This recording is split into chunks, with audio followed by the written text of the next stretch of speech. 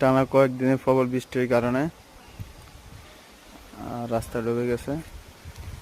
এই যে হাঁপা, আমাদের বাসায় হাঁপা বলা হয়। যে আমরা বেরোতে হয়, আসলে খুব কষ্টে আছি।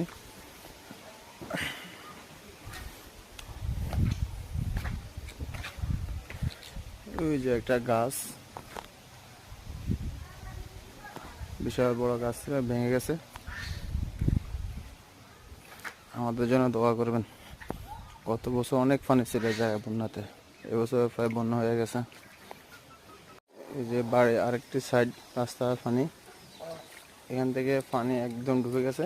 সেটা হাঁপা দেওয়া যায় নাই, প্রচুর পানি, সেখানে হাঁপা দেওয়া হয় নাই। ওই যে রাস্তা দিয়ে বাইরেতে হয়, এটাকে মোল্লাবাদ চৌকে দেওয়া রাস্তা বলা হয়। প্রচুর পানি হয়ে গেছে, রাস্তা ডুবে গেছে পুরোটা।